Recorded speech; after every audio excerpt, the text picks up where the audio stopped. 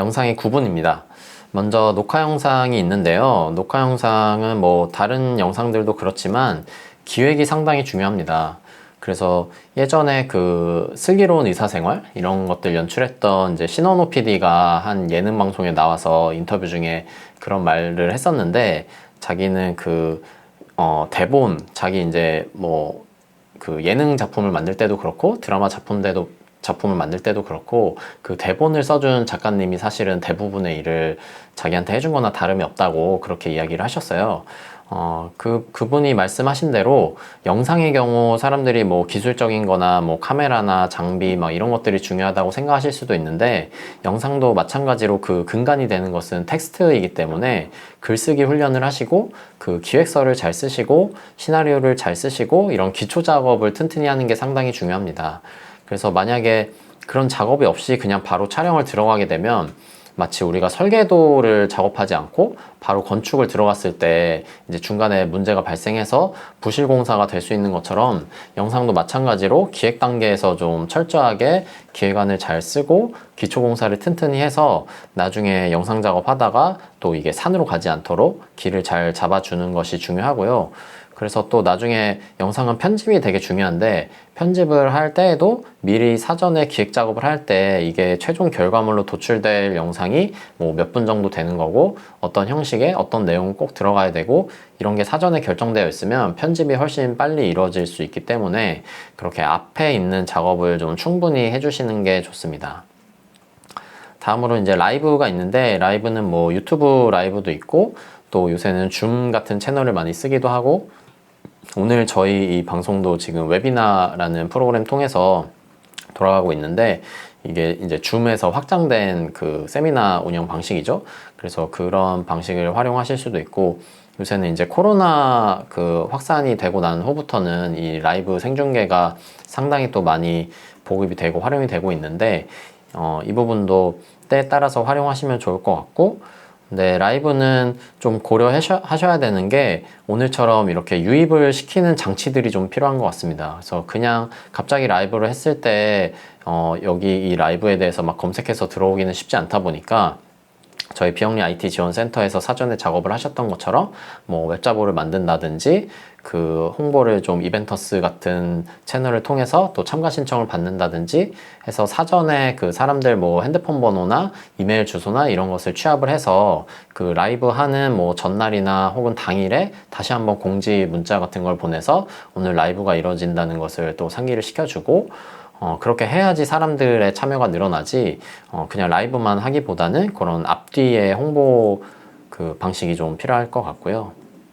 다음으로는 이제 제가 추가해 놓은 캠페인인데, 이거는 뭐 틱톡 챌린지 이런 거 많이, 특히 연예인들이 많이 활용을 하시는 것 같아요. 그래서 비영리 단체에서도 뭐 예전에 아주 유명했던 아이스버킷 챌린지라거나 이런 것들을 하시는데, 캠페인의 경우는 좀 이제 연예인이 하는 것만큼 또 비영리 단체에서 하는 게 막 확산이 되기는 쉽지 않아서 좀 여러 가지 면들을 고려를 해야 되는데, 요거는 뒤에 부분에서 또 다시 한번 설명드리도록 하겠습니다. 그래서 첫 번째로 이제 좋은 영상 컨텐츠로 가져온 거는 이 서울환경연합에서 시리즈물로 만들었던 도와줘요 쓰레기 박사라는 제가 아주 좋아하는 프로그램이 있는데요.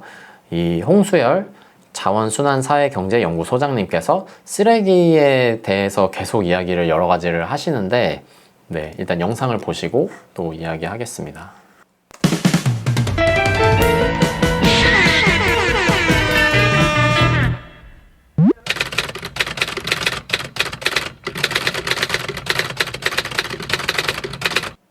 절대적인 기준은 없고요. 선별장의 상황에 따라서 달라질 수가 있다라고 생각을 하는데요. 이제 통상적으로는 한 손바닥 크기 정도를 우리가 얘기를 합니다. 모 언론사에서는 18.5cm 뭐 이렇게 정확하게 크기를 제시를 하셨는데요. 뭐 그렇게 딱 그러면 뭐 17cm면 재활용 선별이 안 되고 19cm면 선별이 되고 뭐 이렇게 절대적으로 자를 수 있는 것은 아니다라고 생각을 하는데, 만약에 컨베어 벨트 위에 재활용품이 많이 뒤죽박죽 되어 있으면은 조금 크다고 하더라도 선별을 못하게 될 거고, 더 큰 것들 위주로 빨리빨리 선별하고 나머지는 빼버릴 테고요. 컨베어 벨트 위에 여유가 조금 있다라고 한다면 조금 작은 것들도 선별할 수 있는 여유를 가질 겁니다. 그래서 조금 더 범위가 있을 텐데요. 그냥 대체적으로는 이제 우리의 손바닥 크기 정도를 생각했을 때 이 손바닥 크기보다 작은 것들은 선별하기 어렵지 않을까. 그러니까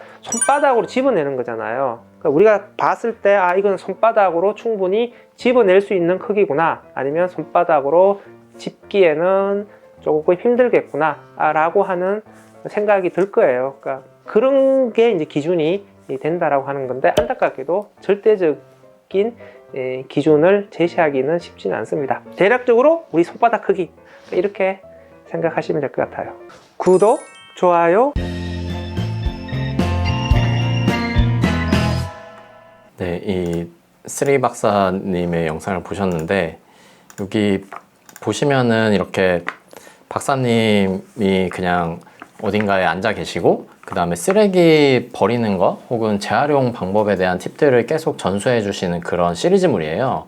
근데 이 영상이 특징이라고 할 만한 거는, 이게 러닝타임이 지금 이 영상 같은 경우는 1분 50초밖에 되지 않고, 다른 영상들도 거의 2분에서 3분 내외로 영상이 되게 짤막한 형식으로 끝나게 돼 있어서 사람들이 되게 부담 없이 보기에 좋은 그런 분량이 나오고 있습니다.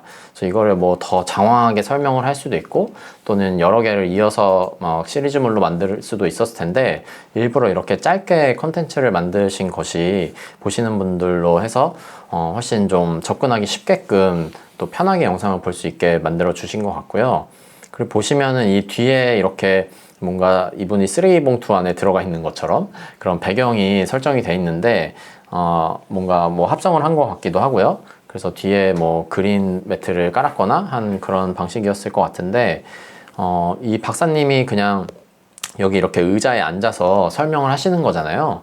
그래서 이 박사님의 만약에 인건비가 나갔다면 그 인건비 말고는 이 공간의 대여료? 뭐 그 정도 말고는 쓸 돈이 없습니다. 그래서 상당히 가성비가 좋은 그런 기획이라는 생각이 들고, 그래서 이 박사님이 이미 사전에 알고 계신 정보들을 그냥 설명해 주시면 되는 거죠. 그리고 중요한 거는 질문을, 어떤 질문을 던지느냐가 중요할 텐데, 사람들이 쓰레기를 버리고 재활용할 때에 지금 이렇게 나온 것처럼 뭐 플라스틱을 재활용하고 싶은데 뚜껑은 안 된다고 하는데 어느 사이즈까지 되는 거냐, 이런 거 누구나 궁금해 할 만한 질문들이잖아요.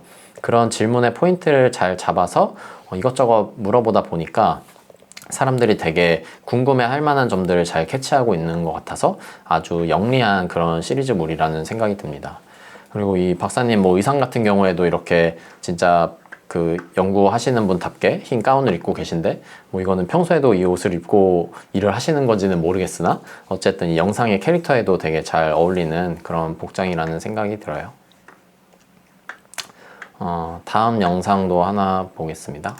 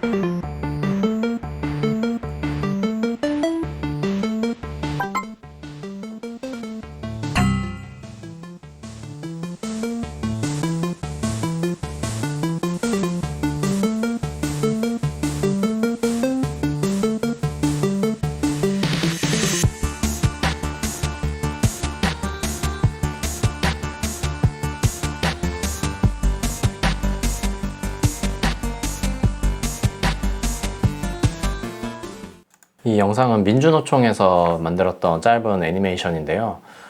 민주노총이 이제 80년대부터 출범을 해서 되게 오랫동안 활동을 해오던 단체다 보니까 좀 이제 뭐 아저씨들이 거리에 나와서 팔뚝질하고 되게 그런 좀 올드한 이미지로 비춰질 수 있는 상황이 많이 있는 것 같아요. 그래서 좀 이제 젊은 세대들한테도 어필을 할 수 있는 방식의 홍보를 많이 고민을 하고 계신데, 그래서 이게 이제 2020년에 제작했던 애니메이션으로 알고 있는데, 그때 당시에 애니메이션이라는 형식을 빌려서 이렇게 민주노총을 이제 설명하고 홍보하는 애니메이션을 만들었습니다. 그래서 뭐 보시면 다들 아시겠지만 그 슈퍼마리오라는 캐릭터를 좀 패러디해서 비슷한 느낌의 이미지로 이렇게 게임을 하는 것처럼 이 캐릭터가 지나가고 거기에 여러 가지 이제 상황이 닥치면서 위아래로 좀 이제 노동조합이 좀 올바른 모습과 또 제대로 되지 않은 모습을 비교해주면서 보여주고 있는 그런 좀 재밌는 애니메이션인데요. 보시면은 참 깔끔하고 그리고 쉽게 잘 만들어진 것 같아요. 근데 이게 좀 한편으로는 위아래로 화면이 분할돼서 동시에 가고 텍스트가 계속 나오다 보니까 좀 집중하기가 어렵다는 단점도 있을 수는 있는데, 어쨌든 아까 말씀드렸다시피 그 이 영상을 만들기 전에 기획을 하는 단계에서 이게 이제 자체 제작을 하셨다기보다는 외주를 맡겼을 것 같기는 한데, 어쨌든 기획을 하는 단계에서 대단히 민주노총에 대한 이해가 높고 또 노동조합을 어떻게 하면은 쉽게 사람들이나 조합원한테 설명할 수 있을지 고민이 충분하게 많이 담긴 그런 애니메이션인 것 같습니다. 그래서 이런 유사한 형식으로 좀 각 단체를 설명하는 그런 영상이나 애니메이션, 이런 것들이 이제 상영할 일이나 필요한 일이 되게 많은데 좀 고민을 하셔서 같이 기획을 해보셔도 좋을 것 같습니다. 다음으로는 제가 직접 참여를 해서 만들었던 영상인데요. 미디어 센터라는 곳을 소개하는 영상 같이 보겠습니다.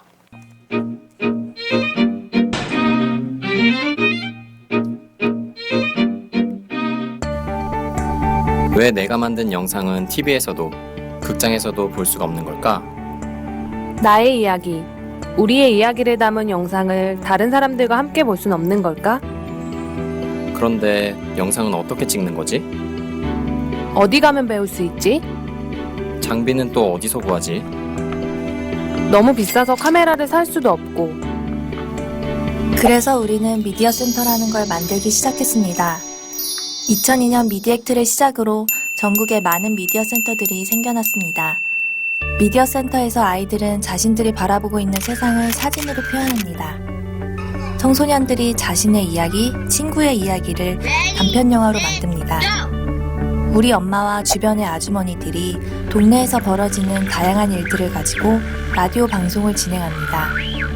우리 동네 극장에서 재미있는 영화도 보고 함께 이야기도 나눌 수 있습니다.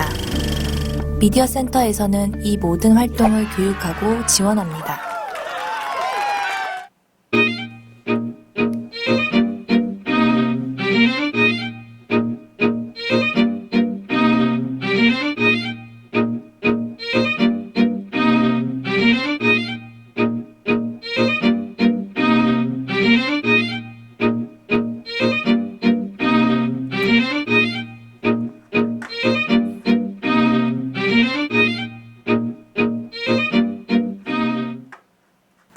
이 영상도 제가 이제 계속 그림을 그리는 것을 뭐 아주 잘 그리지는 않아도 이렇게 유용하게 쓸 때가 많아요. 그래서 이렇게 심플한 그림이지만 그냥 A4 용지에 이렇게 또 이때도 플러스 펜인 것 같은데 아무튼 까만 펜으로 그냥 쓱쓱쓱 그려서 이렇게 가위로 잘라가지고 까만 이런 뭐 또 종이를 한 장 샀나 했던 것 같아요. 그래서 까만 종이를 밑에다 대고 거기에 직접 손으로 이렇게 움직이면서 카메라로 촬영을 했고, 카메라는 이제 그때 미디어 센터에는 그래도 좋은 장비가 있다 보니까 DSLR로 영상을 촬영했던 것 같습니다.